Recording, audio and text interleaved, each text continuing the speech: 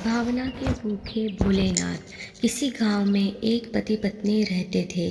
पति का नाम गोपाल और पत्नी का नाम मोहिनी था। मोहिनी बहुत ही धार्मिक प्रवृत्ति की महिला थी। वह अपनी झोपड़ी में रोजाना भगवान शिव की पूजा पाठ करती थी। एक दिन मोहिनी ओम नमः शिवाय मंत्र का जाप कर रही थी। उसकी यह प्रार्थना कैलाश पर्वत पर बैठे भगवान शिव सुन रहे थे और माता पार्वती से कह रहे थे, देवी यह कितनी मीठी आवाज़ है। यह मेरे अंतर मन तक पहुंचकर मुझे मंत्र मुक्त कर रही है। फिर माता पार्वती कहती हैं, आपने सही कहा है स्वामी। मोहिनी के इस जप से तो मैं भी मंत्रमुग्ध हो गई हूँ। भगवान शिव ने कहा, तुम्हें ज्ञात है देवी, उस झोपड़ी में मोहिनी और गोपाल रहते हैं, जो कलयुग के कठिन समय में भी धर्म का अनुसरण करके आदर्श स्थापित करेंगे, जो देखकर कलयुग के अन्य पुरुष भी प्रभावित होंगे। फिर माता पार्वती कहती है, अच्छा स्वामी, मुझे सब कुछ विस्तार में बताइए कि कौन है यह दोनों पति पत्नी और क्या इनका परिचय। तब भगवान शिव कहते हैं, देवी मोहिनी इस समय झोपड़ी में अकेली रहती है और गोपाल की प्रतीक्षा में उसे व्याकुलता हो रही है, जबकि गोपाल एक जमींदार के घर छोटा मोटा काम करता है। देखो देवी, गोपाल एक लंबे समय के बाद घर लौट रहा है। कठिन परिश्रम से प्राप्त अपनी आय को लेकर अपनी पत्नी के पास जा रहा है। उसे अपनी पत्नी उतनी ही प्रिय है जितनी कि तुम हमें प्रिय हो। फिर माता पार्वती कहती है, मैं देख रही हूँ स्वामी कि आप उनकी बहुत प्रशंसा कर रहे हैं, परंतु मैं एक बात सोच रही थी कि वे पैसों के बिना कैसे अपना जीवन व्यतीत कर रही हैं। फिर माता पार्वती कहती हैं, स्वामी आपकी आज्ञा हो तो मैं उनकी परीक्षा लेना चाहती हूँ, आप मुझे आज्ञा दीजिए। भगवान शिव ने कहा, ठीक है देवी, जैसा तुम चाहती हो वैसा ही होगा। तुम उनकी परीक्षा ले सकती हो। उनका भरोसा मुझ पर अटल है या नहीं। फिर माता पार्वती उनकी सवारी शेर पर सवार होकर पृथ्वी लोक पर पहुंचती है और इधर गोपाल अपने घर जा रहा था और उधर माता पार्वती एक बुढ़िया का रूप ले लेती है और शेर एक छोटी लड़की का रूप ले लेता है और गोपाल जमींदार के घर से निकलने से पहले एक चिट्ठी अपनी पत्नी मोहिनी को लिख देता है और उसमें लिखा होता है कि मोहिनी, जब तक यह चिट्ठी तुम्हारे हाथों में होगी तब तक मैं रास्ते तक पहुंच जाऊंगा। यहाँ सब कुछ ठीक चल रहा है। जमींदार जी मेरे काम से बहुत खुश हैं। उन्होंने एक खास चीज़ उपहार के तौर पर दी है। मैं तुम्हें घर पर आकर इसके बारे में बताऊंगा। मुझे सिर्फ उपहार ही नहीं मिला है बल्कि एक बड़ा पद भी मिला है। अब तुम देखना, अब यह हमारी गरीबी जल्द ही दूर हो जाएगी। तुम्हारी बहुत याद आ रही है और ख़ास करके तुम्हारे हाथ के बने आलू के पराठे की मैं जल्द ही घर लौट रहा हूँ। तुम अपना ख्याल रखना, तुम्हारा गोपाल। चिट्ठी पढ़ते पढ़ते मोहिनी की आंखों से आंसू आ जाते हैं और कहती है, आखिर तुम बहुत दिनों के बाद में वे घर लौट रहे हैं। आज उनके लिए उनकी पसंद का खाना बनाती हूँ। और घर के अंदर जाकर एक बड़े से डिब्बे का ढक्कन खोलती है तो वह डिब्बा एकदम से खाली होता है। तो वह कहती है, ऊपर वाले, इसमें तो कुछ भी नहीं है। अच्छा कोई बात नहीं, उनके आने के बाद ही कुछ करती हूँ। उधर गोपाल बैलगाड़ी में बैठकर आ रहा था और सोच रहा था, पता नहीं मोहिनी को मेरी चिट्ठी मिली या नहीं। बहुत दिनों बाद घर लौट रहा हूँ, बहुत अच्छा लग रहा है।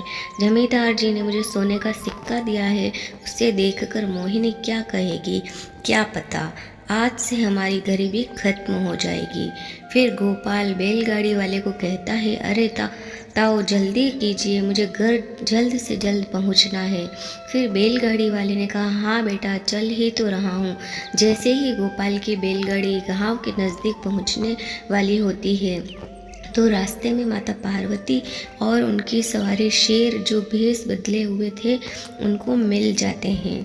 फिर माता पार्वती गोपाल और उस बैलगाड़ी वाले को आता देखकर उस लड़की को मारने लगती है और कहती है, मर क्यों नहीं जाती, कलमी कहीं की। यह सुनकर गोपाल बैलगाड़ी को रुकवाता है और उनके पास जाता है और कहता है, अरे क्या हुआ माँ जी, आप इस बच्ची को क्यों डांट रही हैं। तो वह बुढ़िया कहती है, देखो बेटा, इसके पिताजी सवेरे से काम के लिए बाहर गए हैं, पैसे लेकर घर आएंगे तो तभी तो खाना मिलेगा। यह इस बात को समझती ही नहीं है, मर क्यों नहीं जाती कलमुही कहीं की। फिर गोपाल कहता है, अरे नहीं नहीं, आप इसे डांटिए मत। फिर बुढ़िया कहती है, यह समझती ही नहीं है, ऊपर से घर का मालिक कहता है कि किराया दो, नहीं तो यहाँ से चले जाओ।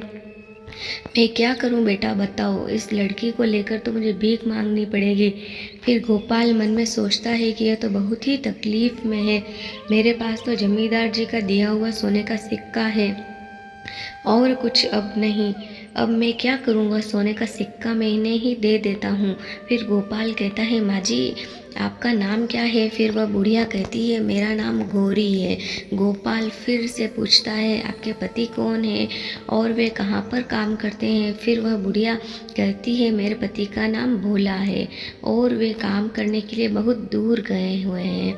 फिर गोपाल कहता है, अरे आप भोला भैया की पत्नी है तो मैं आपको ही ढूंढ रहा था, यह लीजिए, यह भोला भैया ने आपके लिए ही भेजा है और वह मेरे साथ ही काम करते हैं।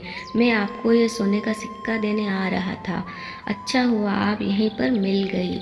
इतना कहकर गोपाल ने वह सोने का सिक्का उस बुढ़िया के हाथ में थमा दिया। फिर वह बुढ़िया कहती है, तुमने तो मुझे बचा लिया और वे ठीक ठाक तो है ना, वहाँ पर सही सलामत तो है ना।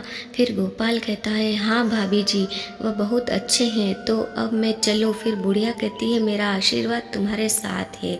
फिर वह बुढ़िया और वह लड़की वहाँ से चली जाती है।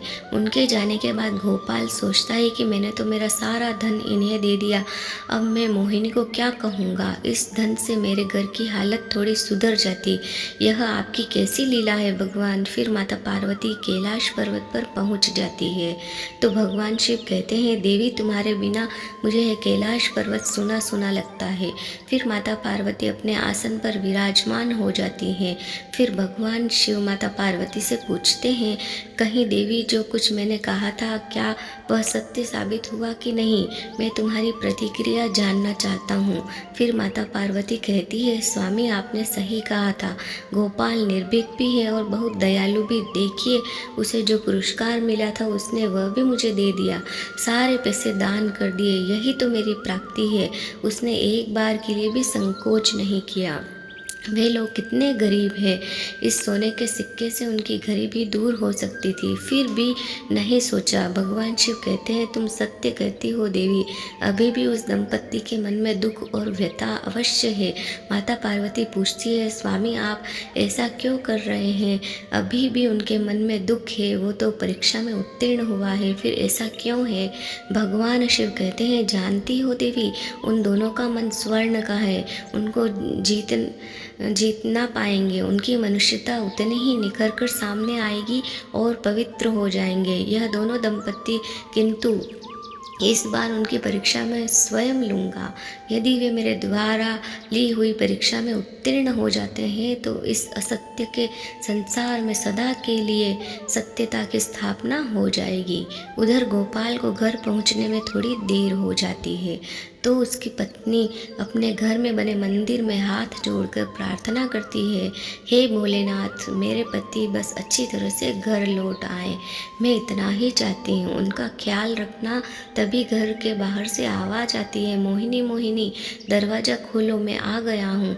फिर मोहिनी कहती है, ऊपर वाले सचमुच आप हमारे सहायक हैं, बस मैं आपसे प्रार्थना कर ही रही थी और आपने उन्हें सही सलामत घर भेज दिया।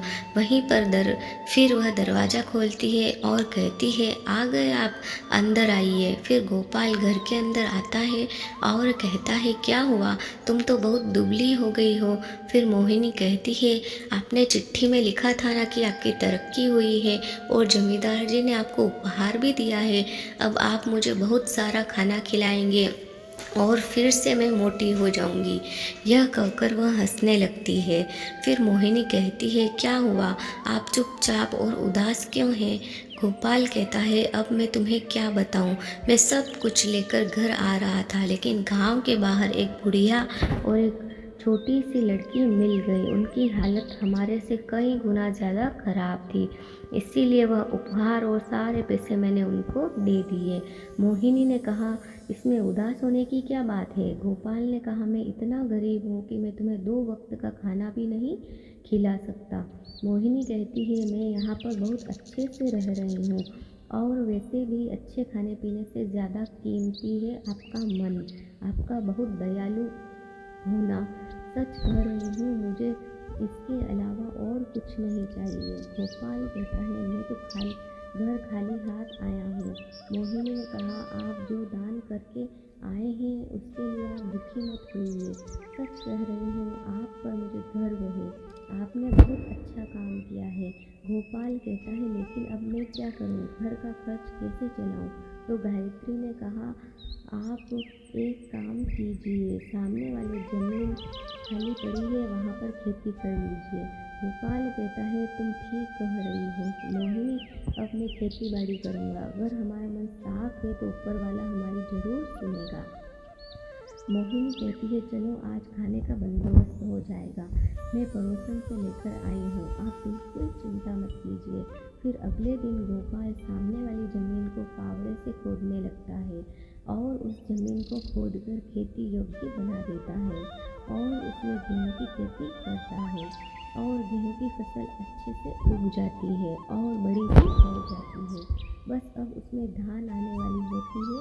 यह देखकर गोपाल और उसकी पत्नी बहुत खुश होते हैं और मोहिनी कहती है, आप देखिए अब सब कुछ ठीक हो जाएगा। तभी अचानक एक दिन मूसलाधार बारिश हो जाती है और उसके साथ जोरदार तूफान भी आता है। फिर गोपाल और उसकी पत्नी उठकर अपने घर से बाहर निकलकर अपनी फसल को देखने जाते हैं तो पीछे से उनकी झोपड़ी भी उड़ जाती है और देखते ही देखते बाढ़ जैसी स्थिति उत्पन्न हो जाती है। उनका पूरा खेत पानी में डूब जाता है और घर भी डूब जाता है। उनके घर के मंदिर में रखा हुआ कलर बहकर बाहर आता है तो उसकी पत्नी उसे उठाकर रोने लगती है। फिर अगली सुबह जब पानी उतर जाता है तब वह अपने खेत में जाकर देखते हैं तो पूरी फसल बर्बाद हो चुकी थी। घर पूरा पानी में डूबकर टूट गया था। फिर गोपाल कहता है, हे भगवान, तुम किस जन्म की परीक्षा ले रहे हो, अब हम क्या करेंगे। यह कहकर गोपाल फूट फूट कर रोने लगता है। मोहिनी कहती है, बस कीजिए, आप रोइए मत, ऊपर वाला हमारी परीक्षा ले रहा है, आप देखिए सब कुछ पहले की तरह ठीक ठाक हो जाएगा। उधर माता पार्वती भगवान शिव से कहती है, स्वामी आप उन पर दया कीजिए, उनकी और परीक्षा मत लीजिए, वे लोग बहुत गरीब हैं, मैं उनका और कष्ट नहीं देख सकती। भगवान शिव कहते हैं, स्वयं धर्म और कर्म यही उनके सपनों का साकार करता है, इसके लिए और कुछ नहीं चाहिए। बात को समझो देवी, चारों तरफ अंधकार छाया हुआ है, इस अंधकार की भूख से ही सूर्य का उदय होता है। और इधर गोपाल और उसकी पत्नी एक शिव मंदिर के बाहर बैठ जाते हैं और गोपाल अपने मन में कहता है, हे भोलेनाथ, क्या पाप किया था मैंने जो आप हमें इतने कष्ट दे रहे हैं। मैं मोहिनी को और गरीब नहीं देख सकता हूँ। हे भोलेनाथ, मेरी प्रार्थना सुन लो। तभी मंदिर के दूसरे छोर पर भगवान शिव प्रकट होकर एक बूढ़े आदमी का रूप लेकर आते हैं और गोपाल के सामने से गुजरते हैं और उसके सामने एक सोने के सिक्कों से भरी थैली गिराकर आगे बढ़ जाते हैं। फिर गोपाल आवाज़ लगाता है, अरे बाबा सुनिए, यह आपकी थैली यहाँ गिर गई है। फिर भी वो बाबा नहीं सुनते हैं। तो गोपाल उठकर उनके पीछे जाता है और उन्हें कहता है, अरे बाबा सुनिए, यहाँ आपकी थैली गिर गई है।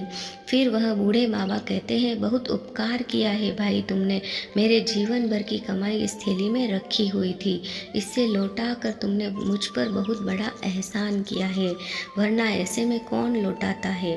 गोपाल कहता है, नहीं नहीं, दूसरे का सामान लौटाना तो मनुष्य का कर्तव्य है। फिर बूढ़े बाबा कहते हैं, तुम बहुत ही सच्चे इंसान हो, वरना इस दुनिया में बस झूठे लोग ही व्याप्त हैं। उन सबके बीच तुम बहुत बड़ा उदाहरण बनोगे। बेटा, तुम्हें देखकर लगता है कि तुम बहुत गरीबी में जी रहे हो, फिर भी तुम्हारे मन में लोभ लालच नहीं आया। यह बहुत बड़ी बात है। देखना, इस सत्य का फल तुम्हें अवश्य मिलेगा। यह मेरा आशीर्वाद है। अब मैं चलता हूँ। फिर गोपाल और उसकी पत्नी अपनी टूटी हुई झोपड़ी में वापस चले जाते हैं। रात के समय मोहिनी गोपाल को एक गिलास पानी देती है और कहती है, यह लीजिए, आप भी पानी पीकर आज भी पानी पीकर ही सोना पड़ेगा, ऐसे तो बुखार आ जाएगा, ऊपर से घर की छत भी नहीं है। फिर गोपाल रोते हुए कहता है, हे भोलेनाथ, मुझे माफ़ कर दो, मैं और नहीं सह सकता यह गरीबी, अब मेरे अंदर सहन शक्ति नहीं रही। प्रभु, तभी उनके घर के बाहर जोरदार प्रकाश प्रकट होता है।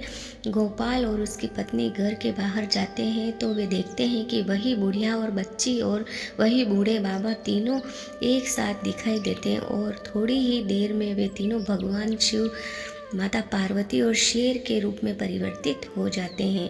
गोपाल कहता है, मोहिनी, कहीं मैं सपना तो नहीं देख रहा हूँ। भगवान शिव और माता पार्वती साक्षात हमारे सामने खड़े हैं। फिर मोहिनी कहती है, यह सपना नहीं है, हकीकत है। देखिए, भगवान शिव हमारे बुलावे पर आ गए हैं। फिर दोनों पति पत्नी कहते हैं, भगवान शिव और माता पार्वती की जय हो। इतना कहकर वे दोनों उनके चरणों में गिर पड़े। माता पार्वती कहती है, तुम्हारा इतना साफ मन देखकर हम प्रसन्न हो गए हैं। ये जो हमने तुम्हारे लिए पैसे लिए थे, तुम्हारी परीक्षा थी। तुम्हारा मन इतना साफ है कि सृष्टि के सारे लोग तुम्हें हमेशा याद रखेंगे। भगवान शिव कहते हैं, मैं तुम्हें वरदान देता हूँ कि आज के बाद तुम्हें कभी दरिद्रता का सामना नहीं करना पड़ेगा। तुम सदैव सुखी रहोगे और आज के बाद तुम जीवन में हमेशा उन्नति करते रहोगे। फिर गोपाल कहता है, आपकी कृपा दृष्टि हमेशा हम पर बनी रहे। जिंदगी में जितनी भी मुश्किलें आए, हम सदैव केवल सही राह पर ही चलें। ऐसा आशीर्वाद हमें दीजिए प्रभु। भगवान शिव और माता पार्वती ने कहा, तथास्तु, और यह कहकर वे अंतर्ध्यान हो गए। अब गोपाल और उसकी पत्नी दोनों वापस घर में जाते हैं तो देखते हैं वे दोनों थैलियाँ उनके घर में पड़ी हुई थी। एक थैली तो वह थी जो गोपाल को जमींदार ने दी थी और दूसरी थैली वह थी जो उस बूढ़े बाबा के सोने के सिक्कों से भरी हुई थी। अब उस धन से वे दोनों पति पत्नी हंसी खुशी रहने लगे और उनका गुजारा भी अच्छे से होने लगा। हर हर महादेव, जय माता पार्वती। अगर वीडियो पसंद आई हो तो हमारे चैनल को सब्सक्राइब करें। धन्यवाद।